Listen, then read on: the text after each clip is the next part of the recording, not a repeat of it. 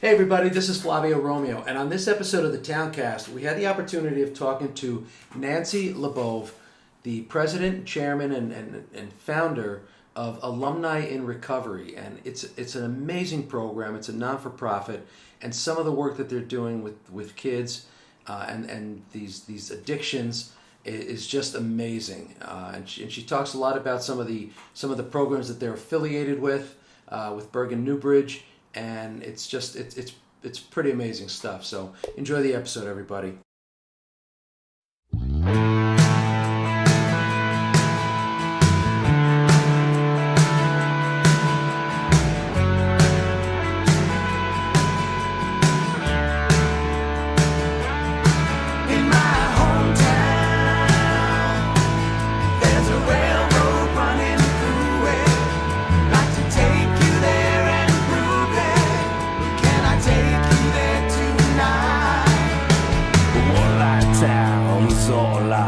So here we are. We are with Nancy Labov. Did I say that right? You said it right. Nancy Labov. Mm-hmm. It took me like 25 tries to try to get the name right. She is. Did you start Alumni In Recovery? Yes, I did. It's your program. Mm-hmm. Yeah. So she is the founder of Alumni In Recovery, which is an incredible program. I can't wait for Nancy to share it with everybody. So first of all, thank you. You're welcome. For taking the time, for opening your doors, letting me in here. Yeah, I know. I feel like I've known you forever. I really. I know. It's kind of. Well, we have similar stories. We have similar interests and similar, desires, and that's why I was very excited to talk about Alumni In Recovery. So tell me a little bit about the program. Well, the program, I started it about 8 years ago, okay. And I had been working in the field of addictions, and I myself am in recovery. And How long are you in recovery for? Oh gosh, from alcohol and substances, 33 and a half years. God bless you. Well, I know, when I was about 26, so. Wow. I know. Well, it was a good thing. Yeah. But as a result, I just realized working in the field, I noticed that we have a lot of young people that have made their way into recovery, thank God, because a lot don't make their way into recovery, and a lot have died. Yeah. And in this era. So I realized that there was a necessity for young people in recovery to be able to speak to kids in schools. So I created a platform for them to be able to do that. It was a free volunteer service.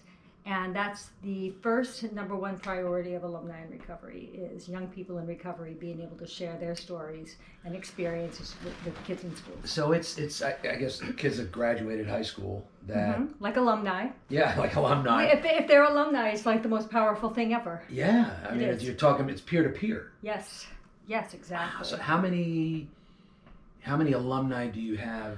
Right now? Yeah. So over the 8 years, we've probably had about, I don't know, it's so many, but probably about 75 young people have, made their way into speaking in a school. I mean, everything kind of changes. People go to work, people have babies, they move, and hopefully they stay alive, right? They stay in recovery, but they give their time, as citizens of our communities to, lend their time to go into schools. Well, and I feel like for the alumni that do that go into schools and that talk to peers and high school students, I feel like that helps their recovery.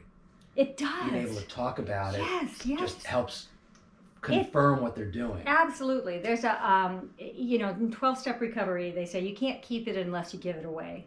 And that's so true. Oh, yeah, so, right. And so that's why it is a free service, because our young people that go into the schools do it out of service, because it's just a component, like a cornerstone of recovery itself. Yeah. To give back. Well, and for kids, it's so much better to hear someone that went through it, not 50 years ago or 60 years ago. Yeah, like me. Well, not 50, but 35 yeah, years ago. I mean, it's but too old now.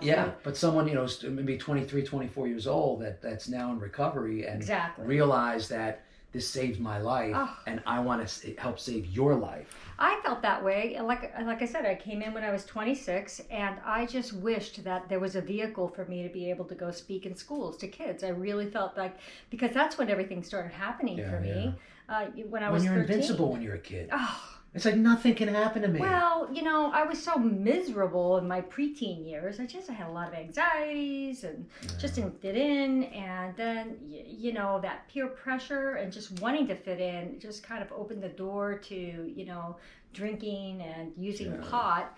And, but then just, that was like, for me, that was the social lubricant I needed. And it just made everything better. When it's so easy to get.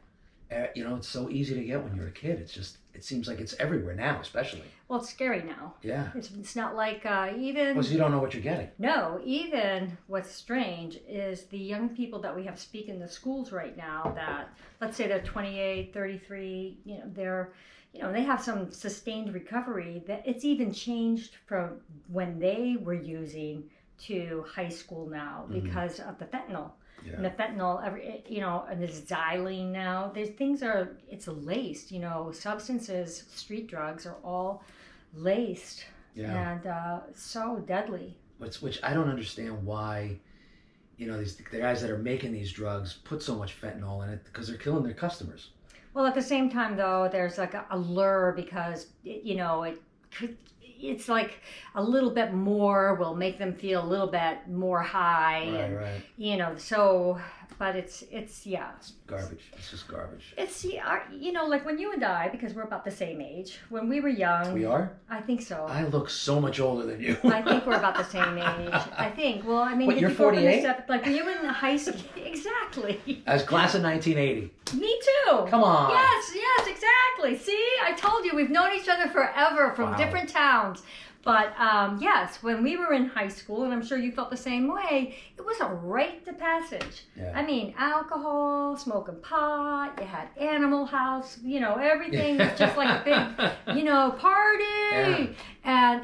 And it just seemed okay. And that, I think that our generation, who has kids and, that are growing up now, we're the ones that have to kind of change a bit of our attitudes around substances and be able to pass that on to our kids. But the kids, they are left in a situation now, this upcoming generation, where they have to make a serious choice. Yeah. I mean, because they could die.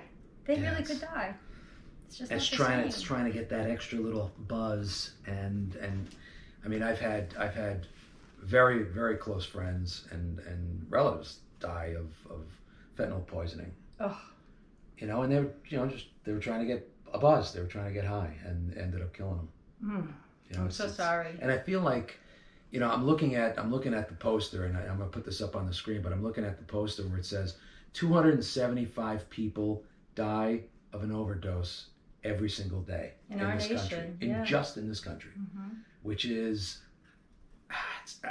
I feel like, and I don't know about you guys, but I feel like everybody knows somebody that's died of a drug overdose, and it was never like that when we were kids. No, I mean, we didn't hear that. Oh, yeah.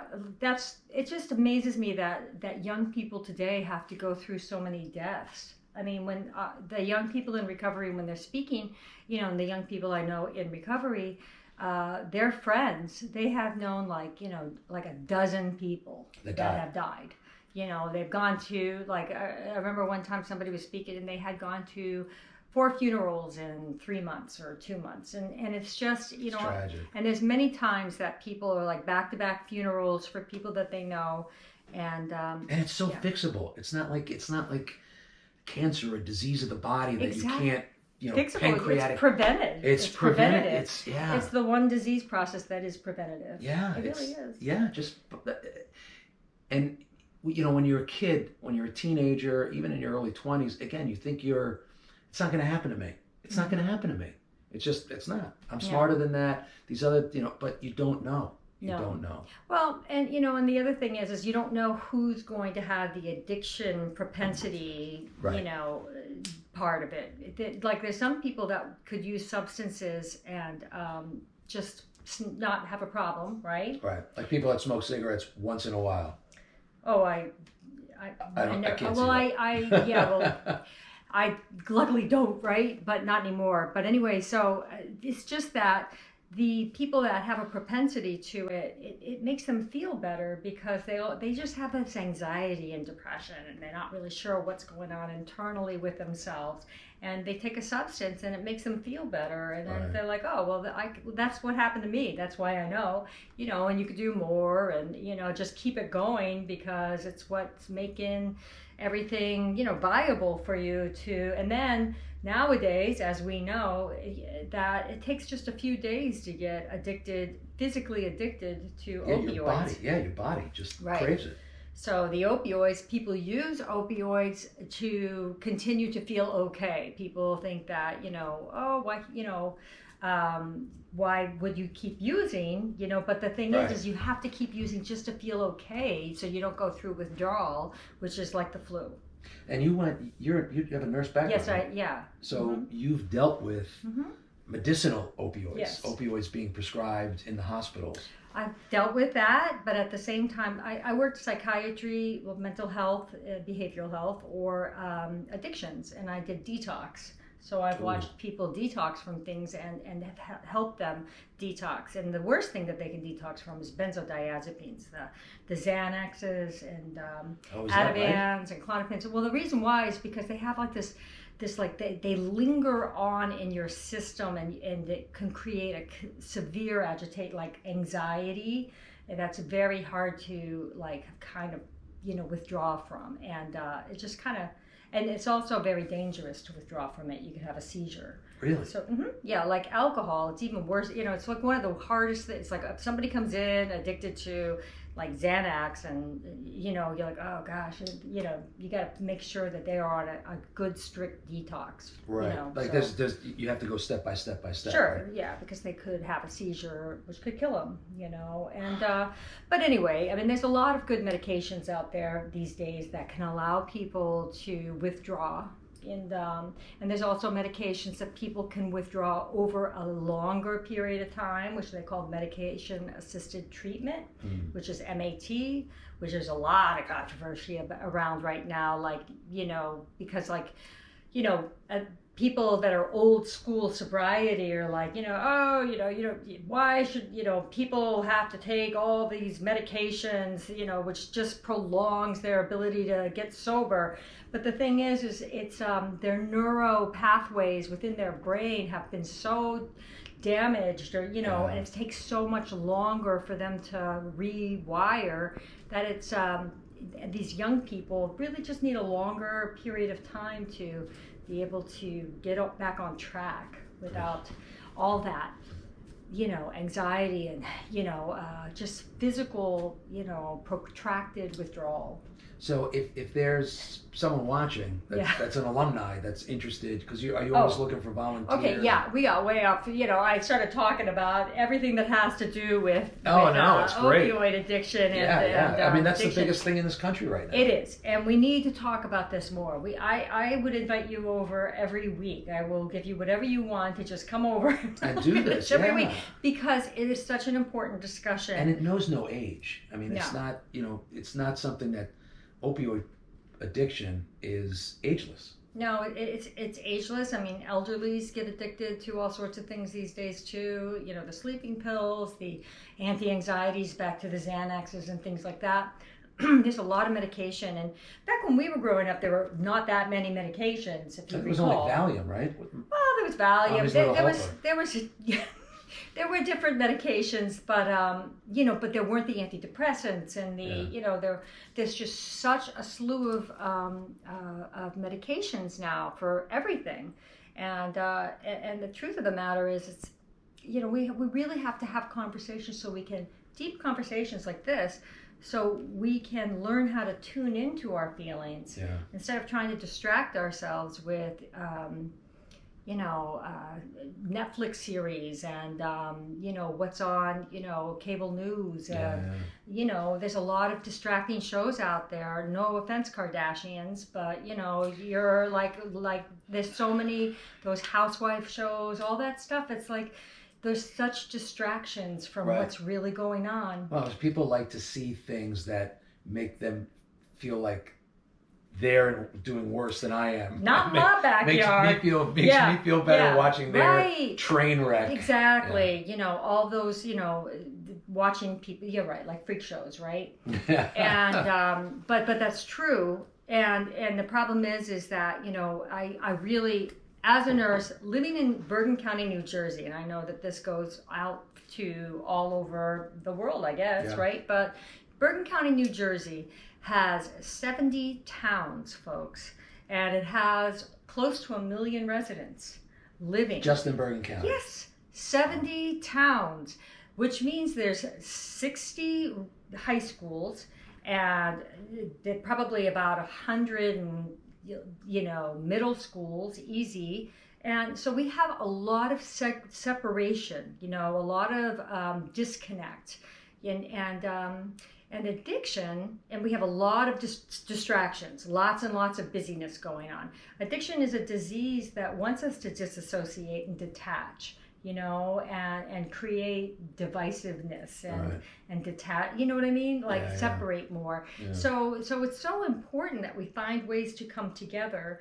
And I really believe, just like in recovery for addiction and alcoholism within the rooms of 12-step recovery, like I have been programmed, for many years. And we, people go there to be of service to each other, regardless if they are, in long-term sobriety or not.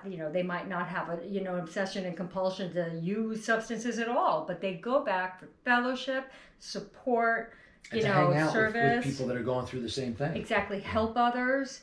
And it works. But the reason why I'm bringing that up is because we have this thing we say that we have a built-in forgetter, and the disease wants us to forget. Addiction wants you to forget you have this problem. Any problems, forget this problem, but it would like you to. So it's important to continue to connect. Connectivity is the key to addiction. There is no doubt. So to create connective pathways like you're doing, just by you coming in and talking to people, all over different towns and the town of Glen Rock, and creating these connections are so vital for us finding ways to help each other. We have to be able to come together. So back to those young people going into schools, okay? Alumni in Recovery. Okay, we go into schools and talk to kids about where we were at when we were their age. Just the feelings we were going through, our family situations, things that were happening to us, if we were on sports teams, if we were good in academics, if we weren't, if we had, issues with depression, if we had alcoholism in the family, that was, these different things that make up a person's personal story helps kids connect the dots and say, oh my gosh, I'm hearing that's me. That's what's going on with me. And these wire connectors within our brain is so important to identify. And sometimes they don't know how to identify it until they hear somebody else speaking about it. Especially if it's someone that's in their generation. Mm-hmm. It's different when they hear an adult, because now it sounds like, oh, my dad or my mom or my uncle or my grandfather's, talking to me, but to hear someone that's a contemporary in their generation share their story and have someone say, oh, wow, yeah, that makes sense. Well, that is the premise of which this started. I remember I was the medical liaison at Springhouse for Women, which is a halfway house. It's a wonderful treatment facility for women on the grounds of Bergen Newbridge. It's run by the County of Bergen. And Bergen Newbridge Medical Center, that is, those grounds. And I took these women to Indian Hills when I was working there, and they were young, and so they went in and they were talking about, what it was like to be in high school for them, and then, and how it led to, the pathway of addiction. Mm-hmm. But what I saw with the students, I saw this incredible power going on, and I said, we got to do more of this. Yeah, we have to do more of this. So that's what made me start. That was the birth of. That was the birth, and so what's really incredible is that Bill Wilson, the founder of Alcoholics Anonymous, and when he was getting sober and he started AA, he found that he needed to be able to talk to another alcoholic. Right. That's how AA started. That, he found Dr. Bob Smith and in Akron, Ohio, and the two of them were the catalysts to create the ability to speak to people about their story. And that's how and that relate worked. relate with other people that are going through the same thing. Yes. Because you can't, if you're in addiction, you can't hear someone that's never experienced it talk to you about it, because they don't know. They don't know. They don't have that. No, I know. Relationship. And it's fine because, okay, so I am in recovery. My husband is not. There's other people in my life that are not. They don't get it. It's okay. They don't need to get it. Right. But it's it helps really, to talk to somebody that does get it. Oh my gosh! I remember the first time I heard somebody say something that I identified with. It was like, I'm in. It was like, oh, I get it now. Right. I was sitting in an AA meeting a long time ago. I was young, I was 26, and this young guy was speaking, and it was like stuff that I had gone through. It wasn't a bunch of old people, right? And so it was very important, and that is why Alumni in Recovery in the schools works. And we go to a lot of different schools. We have we have presentations we're doing every week, either in the health classes or assembly style. We're in Passaic County. We go to Rockland County, New York. We go to Essex County. Wow. But we're primarily Bergen-based, and we go into Patterson. We have our own Patterson chapter because Patterson, is unique in the fact that its own citizens, we just created a chapter through the recovery community of Patterson. So they could go into the schools and talk to kids. That's great. Well, yeah. So it works, and it's low cost. We're a 501c3, and we do take donations, but the schools don't have to pay a fee, and it's pretty easy to maintain. You need a recovery community, somebody to coordinate it. Right now, that's me. And and to be able to bridge between schools and introduce it and talk to them. And the last thing about Alumni in Recovery, which is really cool, is when the teachers and the staff get to have their own alumni come back, and they can't believe the change to hear them talk, and when they see their own students. Yes. Wow. Yeah. I would imagine. Yeah, it's like, wow, you're so different than when you were in my class. Oh, and it's good for the students too, because to hear well, it's because they had not been back, maybe since they were young and in school, and so it's so healing. It's just a healing aspect that it's so important. And again, it's all about connection. So have you ever experienced where, an alumni is talking to the class and kids afterwards want to get involved or want help? Oh, that's such a good question. So many times, some of the kids are triggered, or they have a family member, or they want to talk about, and we have plenty of young kids wanting to volunteer, and we always take volunteers. You do not have to be in recovery to volunteer. We have we're gonna put the website up. So we're gonna have parts 2 and 3 of this. This is like also just for anybody that's watching that's not in the Bergen, Passaic, Essex area, if you're across the country, this is a program that you can start it up. It's cookie cutter. It is. You can start it. You can talk to Nancy. She'll give you the guidelines, because you need guidelines. You can't just expect somebody to go in and share their story. You have to make it safe and reliable and unified, because that will help it grow and help it be reliable, and All right, so it was a battery change, and during the battery change, we had a guest come in to join us. This is Petey. Yes. Nice to see you, Petey. Thanks for having us. Yeah. So, we were talking about volunteering, or if you want to start your own chapter in your community, to reach out to Nancy. So how can they get a hold of you? I know you have a website. We do have a website, which is www.alumniinrecovery.org, and we also have an email address, which is contact@alumniinrecovery.org. Yeah. Do you get those? That come to you? Huh? Does that come to you, those emails? Do they come directly to me? I have access to them. Okay. Yeah. All right. So you can make it out to Nancy. Yeah. And you know, any way that you want to volunteer, if you just want some more information on the program.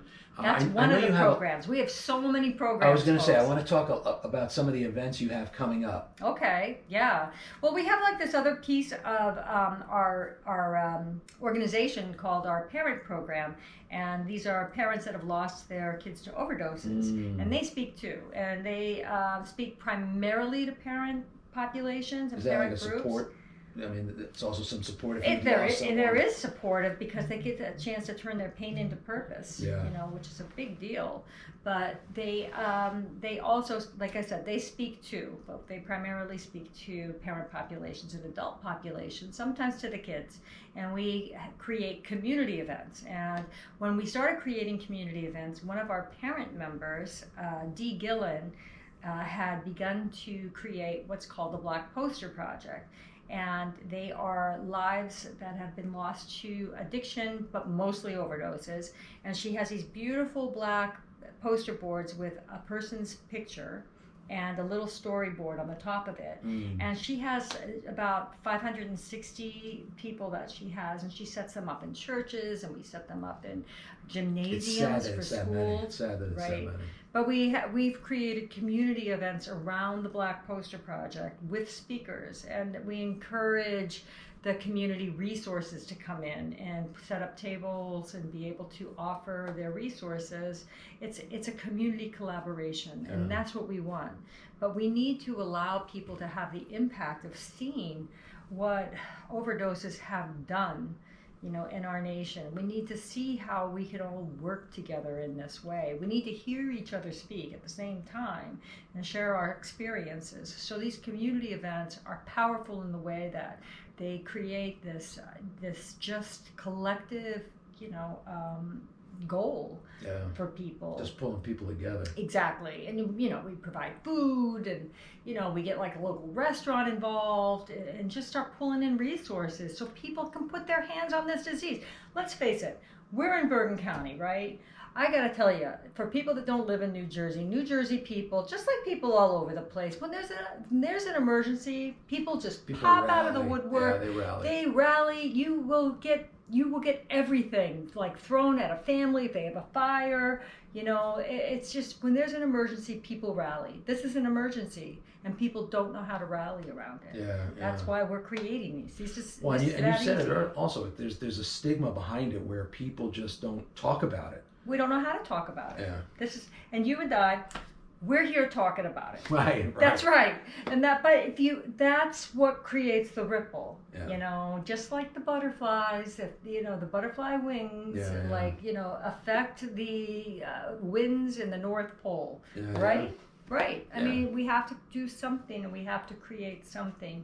And by doing this, as a nurse, I believe this is how we fight disease. This is how we get to the root of the matter, is by us all being able to find a way to show up. Right. You show up. I mean, it drives me crazy that so many people, I don't know if it was 200 and some odd thousand people last year died of, or 180,000 people last year died of addiction, or died of overdose. Overdoses was about 108,000 in 2021. And that's just who died. How many people? Right. How been many saved. Almost died. Right. That's the other thing. Because so here in New Jersey, the police, who are our first responders, thank you so much, by the way, because absolutely. You are the first ones on the scene, and you have saved probably two out of three are saved with Narcan, naloxone, which is life-saving, and they arrive on the scene and do that. So they have it's like triple the numbers with the saves. Yeah, you're right. So we could have lost a lot more. You're looking at about 500,000 people that are affected by overdose every year. Yeah, and that's we're not putting, and they, you know, you don't never hear it in the news. No one ever talks about it. No, I don't even want to tell you what my husband's watching in the next room. We're not even going to talk about it. But it's exactly it. It just. More people need to talk about it. Just right here, what Flavio's doing. Yeah. More people need to talk about Yeah. it. They need to be vocal about it. And when you have, when you have communities that pull together to say, listen, this is a problem. We hired you guys to govern our communities, and you're not helping. And the more people make noise about it, the more there's going to be some change. Well, you know what? I think that we the people are the change. Yeah. We the people. I have come to the conclusion that it's up to me to make that difference happen, and there is a way to make this happen. Well, and you're doing it for the last 8 years with Alumni in Recovery. Yeah. So it's alumniinrecovery.org. Yeah. They're a 501c3. You can donate your time. You can donate your energy. You can donate your money. And if you're interested in volunteering, Please just do. reach out. You can donate right on the website. If you're interested in starting something like this in your own community, Yes. share this with your friends and family members and say, listen, everybody's been, I believe that everybody that's watching this knows somebody that's died of overdose. And, if we're able to pull our community together to start programs like this and let young adults talk to other young adults, have alumni talk to their peers, the people in that same age group. I think it's tremendous what you're doing, and I really appreciate it. Thank you. I hope we get to talk again. And just so people know, this goes out before this event. There's a big event it's a Bergen County-wide event at Bergen Newbridge Medical Center in what they call their vaccination annex tents. They're huge, and it's called Black Balloon Day event. Okay, and Black Balloon Day, which is March 6th, this will be happening on March 5th, which is a Sunday, between 12 and 4. It's a great way to come together. The Black Poster Project will be there in its entirety.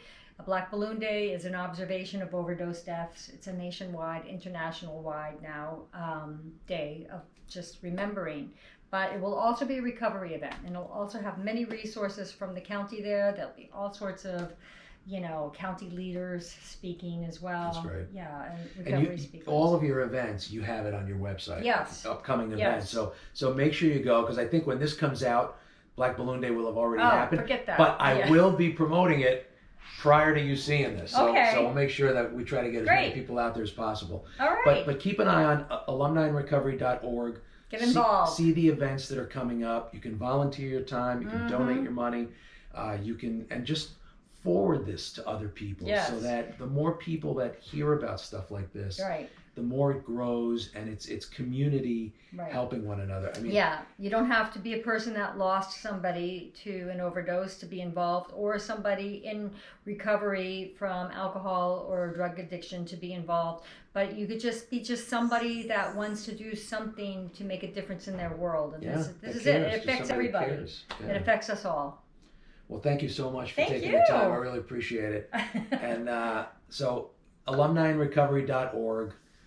Get involved, get others involved. And I give you a lot of credit for what you've done in the 8 years that you've been doing it.